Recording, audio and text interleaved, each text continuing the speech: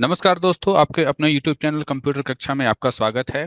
Important MCQ की series में आज हम लोग नया चैप्टर शुरू कर रहे हैं और नया चैप्टर है आपका बहुत ही इम्पोर्टेंट कंस्ट्रक्टर एंड डिस्ट्रक्टर, साथ ही इनहेरिटेंस। ये दो चैप्टर काफी इम्पोर्टेंट है और इससे भी बहुत सारा MCQ आपके एग्जाम में पूछा जाता है। तो चलिए शुरू करते हैं। प्रश्न संख्या 1, बेस क्लास क्या होता है? ए नॉर्मल क्लास होता है, बी डिराइव्ड क्लास होता है, सी चाइल्ड क्लास होता है या डी नन ऑफ दीज होता है। तो इसका सही सा उत्तर है कि बेस क्लास एक नॉर्मल क्लास होता है। ठीक है, बेस क्लास क्या होता है? एक नॉर्मल क्लास होता है।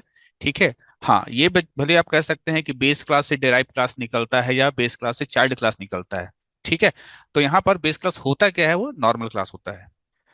प्रश्न संख्या 2, if a class A need to be derived from class B, यानी एक बी नाम का जो है ना, एक बी नाम का क्लास है और बी से आपका क्लास क्या निकला है? बी से आपका क्लास ए निकला है। ठीक है। कह रहा है if class A need to be derived from, A derive हो रहा है कहाँ से? फ्रॉम कहाँ से? बी से। ठीक है। Which of following way is correct to do so.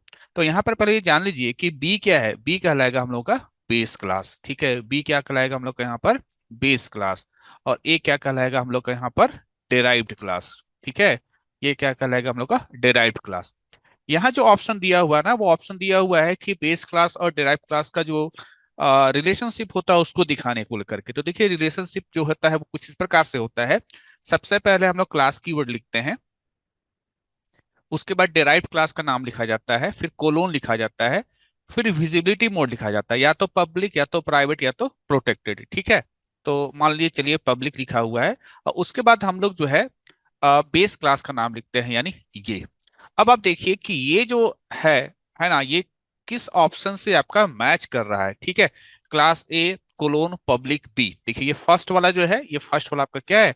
First वाला आपका यहाँ पर सही है कि ए मेरा डिराइव्ड क्लास है, क्योंकि बी क्लास से डिराइव्ड हो रहा है कैसे? पब्लिकली। प्रश्न संख्या 3, विच of the following can not be inherited from the base class. आपको बताना है कि बेस क्लास से कौन इनहेरिट नहीं होता है। ठीक है, बेस क्लास से कौन इनहेरिट नहीं होता है। तो यहाँ पर डायरेक्ट इनहेरिट होने के बारे में बात कर रहा है। ठीक है, तो इसका जो सही आंसर होगा वो होगा आपका बोथ ए एंड बी, है ना। ना तो कंस्ट्रक्टर इनहेरिट होता है, ना तो डिस्ट्रक्टर इनहेरिट होता है। ये टॉपिक आप कहाँ पढ़ेंगे? या आप कंस्ट्रक्टर एंड डिस्ट्रक्टर चैप्टर में पढ़िएगा कि ना तो कंस्ट्रक्टर इनहेरिट होता है, ना तो डिस्ट्रक्टर इनहेरिट होता है। प्रश्न संख्या 4, इन प्राइवेट इनहेरिटेंस। ठीक है, ध्यान देना है, प्राइवेट इनहेरिटेंस कह रहा है। प्राइवेट इनहेरिटेंस में a protected data member of base class will be treated as a treated in a derived class as. Private inheritance में जो बेस क्लास का प्रोटेक्टेड डेटा मेंबर होता है वो डिराइव्ड क्लास में कैसे ट्रीट होता है? ठीक है। तो बेस क्लास, ठीक है, आपका बेस क्लास, और यहाँ पर आपका क्या है? यहाँ पर मान लीजिए आपका डिराइव्ड क्लास है। तो बेस क्लास में, है ना, बेस क्लास में जो आपका प्रोटेक्टेड डेटा होता है ना, प्रोटेक्टेड डेटा यानी प्रोटेक्टेड सेक्शन में जो भी वेरिएबल होगा, है ना, उसको हम डेटा बोल रहे हैं।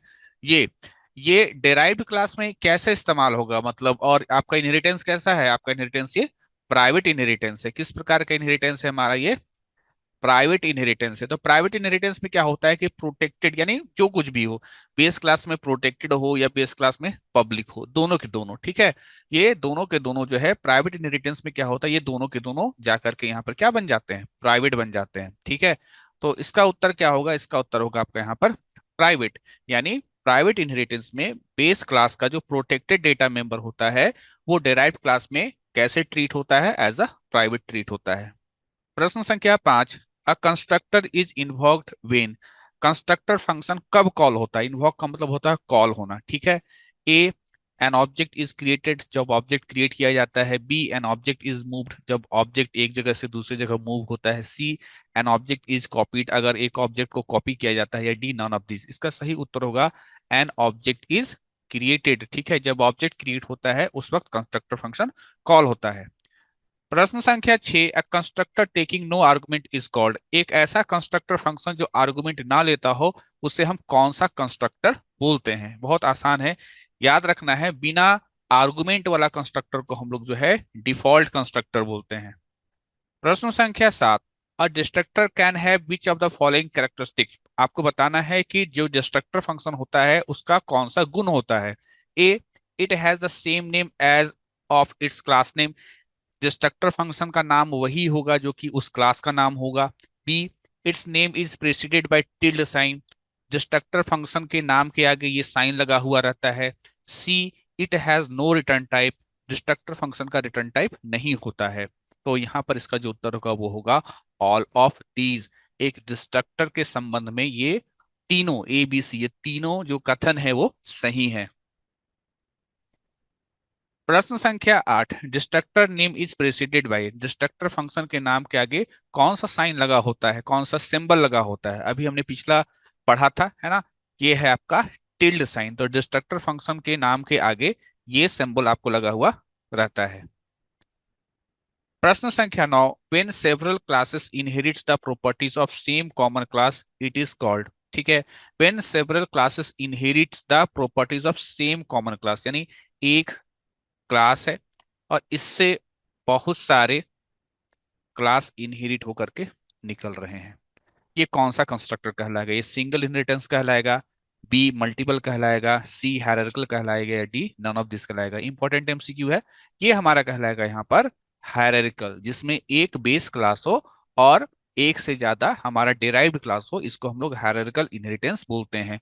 प्रश्न संख्या 10, विच of the following is not a type of constructor, आपको बताना है यहाँ पर कि कौन सा कंस्ट्रक्टर का टाइप नहीं है। A copy constructor, B parameterized constructor, C default constructor, या डी फ्रेंड कंस्ट्रक्टर। तो इसका जो सही उत्तर होगा ये होगा फ्रेंड कंस्ट्रक्टर नाम का कोई भी कंस्ट्रक्टर नहीं होता है, बाकी ये तीनों कंस्ट्रक्टर के टाइप हैं। प्रश्न संख्या 11, destructor has the same name as the constructor and it is preceded by, यहाँ पर कहा जा रहा है कि जो डिस्ट्रक्टर फंक्शन होता है उसका नाम वही होता है जो कंस्ट्रक्टर फंक्शन का नाम होता है, बस अंतर ये होता है कि डिस्ट्रक्टर फंक्शन के नाम के आगे एक सिंबल लगा होता है। सेम क्वेश्चन, कौन सा सिंबल, ये टिल्ड साइन। प्रश्न संख्या 12, if a class X inherits from class Y, ठीक है, वाई से एक क्लास क्या निकला है, एक्स निकला है, ठीक है, ये प्रश्न को ध्यान से पढ़ना है। If a class X inherit from Y, ठीक है, आपका वाई क्लास से एक्स क्लास निकला है, जो निकला है उसको क्या बोलते हैं, उसको तो हम लोग डिराइव्ड क्लास बोलते हैं, ठीक है, उसको क्या बोलते हैं, उसको डिराइव्ड क्लास बोलते हैं। और जिससे निकला है उसको क्या बोलते हैं, उसको हम लोग बेस क्लास बोलते हैं। तो यहाँ पर कह रहा है कि y is called blank of x, ठीक है, y को x का क्या कहेंगे।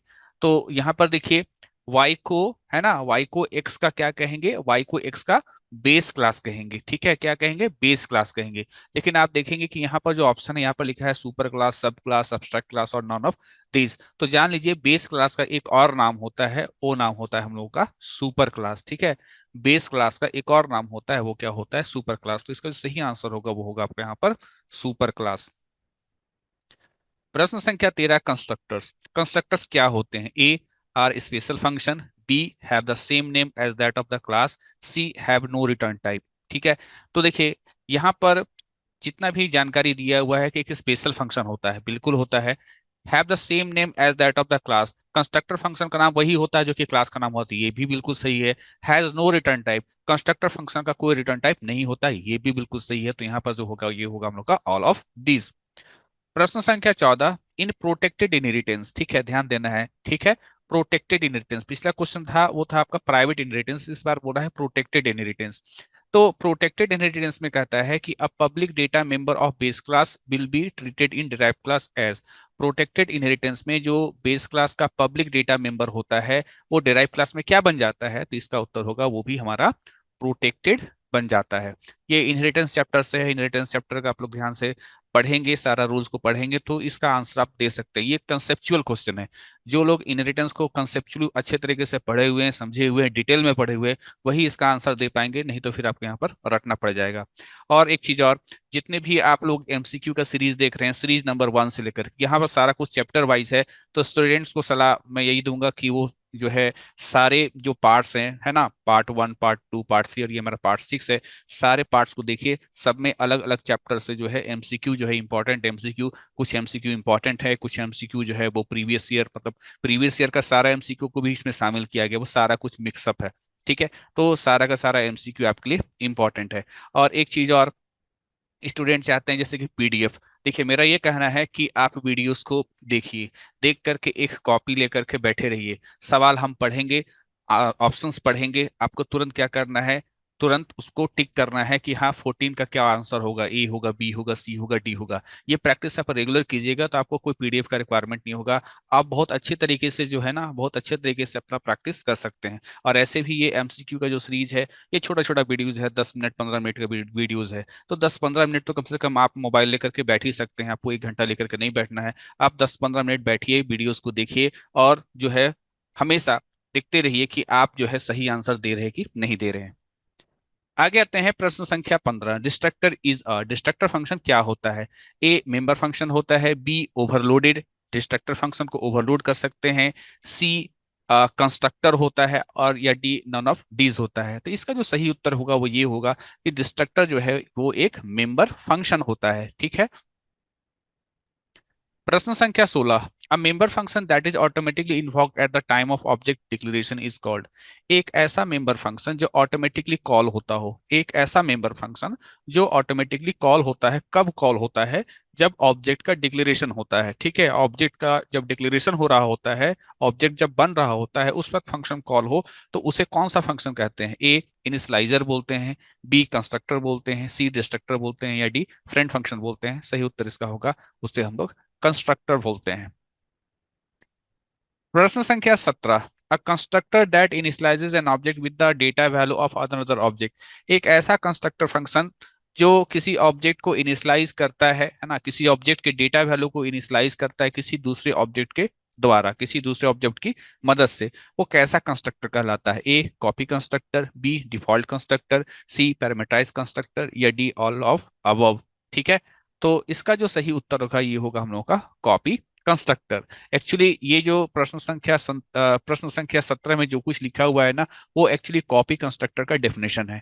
तो अगर आप इस लाइन को याद कर लेते हैं तो एक तरीके से आप कॉपी कंस्ट्रक्टर फंक्शन का डेफिनेशन याद कर लेते हैं। प्रश्न संख्या 18। A function that is called automatically each time N object is destroyed is. एक फंक्शन जो ऑटोमेटिकली कॉल होता है हर वक्त जब भी ऑब्जेक्ट डिस्ट्रॉय हो रहा होता है, जब भी ऑब्जेक्ट खत्म हो रहा होता है, उस वक्त जो फंक्शन ऑटोमेटिकली कॉल होता है उसे कौन सा फंक्शन बोलते हैं? ठीक है, यहाँ पर ध्यान दीजिए, वर्ड क्या है? डिस्ट्रॉयड, मतलब खत्म होना। ए कंस्ट्रक्टर होगा, बी डिस्ट्रक्टर होगा, सी डिस्ट्रॉयर होगा, या डी टर्मिनेटर होगा। इसका सही उत्तर होगा डिस्ट्रक्टर फंक्शन। आप ऐसे कहेंगे, destructor function is called automatically each time N object is destroyed is. Question number 19 है ना, प्रश्न संख्या 19। Relationship between classes is represented by. ठीक है, क्लासेस के बीच में जो रिलेशनशिप होता है उसे आप कैसे रिप्रेजेंट करते हैं? ए इनहेरिटेंस के माध्यम से, बी पॉलीमॉर्फिज्म के माध्यम से, सी इनपुट के माध्यम से, या डी आउटपुट के माध्यम से। तो अभी आपने कुछ देर पहले देखा कि बहुत सारा जो इनहेरिटेंस से संबंधित क्वेश्चन था उसमें क्लासेस के बीच में संबंध बताया जा रहा था। तो इसका जो सही उत्तर होगा वो होगा इनहेरिटेंस, यानी क्लासेस के बीच जो संबंध होता है, जो रिलेशनशिप होता है, वो हम लोग इनहेरिटेंस में देखते हैं। प्रश्न संख्या 20। When the inheritance is private. ठीक है, अगर आपका इनहेरिटेंस प्राइवेट है, the private method in base class are blank in the derived class. Private inheritance में बेस क्लास के जो प्राइवेट मेथड होते हैं, यानी प्राइवेट फंक्शन होते हैं, ध्यान देना, बेस क्लास के जो प्राइवेट फंक्शन होते हैं प्राइवेट इनहेरिटेंस में क्या होता है उसके साथ? A inaccessible, B accessible, C protected, या डी पब्लिक। तो देखिए, बेस क्लास का प्राइवेट मेंबर कभी भी जो है डायरेक्टली एक्सेसिबल नहीं होता है, यानी इन एक्सेसिबल होता है। ठीक है, तो इसका सही उत्तर होगा इन एक्सेसिबल। प्रश्न संख्या 21। What is meant by multiple inheritance. Multiple inheritance का मतलब क्या होता है? A deriving a base class from derived class, यानी एक बेस क्लास होगा और उससे एक बेस इससे एक डिराइव क्लास निकलेगा। ठीक है, एक बेस क्लास से एक derive class. B deriving a derived class from a base class. ठीक है, क्या कह रहा है? डिराइविंग अ डिराइव्ड क्लास, यानी यहाँ पर देखिए दोनों क्वेश्चन आपको घुमाने वाला है। यहाँ पर क्या बोल रहा है कि डिराइव्ड क्लास को कहाँ से निकालते हैं? बेस क्लास से निकालते हैं। ऊपर वाला बोलता है बेस क्लास को कहाँ से निकालते हैं? Derive class. ये तो ऐसे ही गलत है, बेस क्लास से कभी थोड़ी निकालते हैं, है ना। मतलब बेस क्लास को तो नहीं निकालते हैं, डिराइव क्लास निकलता है ना। तो दूसरा वाला तो कुछ हद तक सही है कि हाँ, डिराइव्ड क्लास जो है वो बेस क्लास से निकलता है, लेकिन सवाल है मल्टीपल इनहेरिटेंस किसको बोलते हैं? तो सी देखिए कहता है deriving a derived class from more than one base class, यानी एक से ज्यादा ठीक है, एक से ज्यादा बेस क्लास हो। ठीक है, एक से ज्यादा बेस क्लास हो और उससे एक क्लास निकलता हो, इसे ही हम लोग क्या कहते हैं, मल्टीपल इनहेरिटेंस कहते हैं। तो ये एक्चुअली मल्टीपल इनहेरिटेंस का डेफिनेशन हो गया। ठीक है, जहां पर एक से ज्यादा बेस क्लास हो और एक एक क्लास डेराइव होकर के निकलता हो, उसको हम लोग क्या कहते हैं, उसको मल्टीपल इनहेरिटेंस कहते हैं। तो ये था आपका इंपॉर्टेंट क्वेश्चंस। दो चैप्टर यहाँ पर आपको शामिल किया गया है। चैप्टर आपका कौन कौन सा है? एक चैप्टर है आपका कंस्ट्रक्टर एंड डिस्ट्रक्टर, और दूसरा जो है चैप्टर वो है आपका इनहेरिटेंस। तो लगभग लगभग हम लोग सी प्लस प्लस जो आपका यूनिट है उसका सारा एमसीक्यू हम लोग लगभग लगभग खत्म कर चुके हैं। अब हम लोग आने वाला जो भी हमारा एमसीक्यू का जो वीडियो होगा उसमें हम लोग आगे के यूनिट्स के बाकी इंपॉर्टेंट एमसीक्यू को देखेंगे। तब तक के लिए थैंक यू।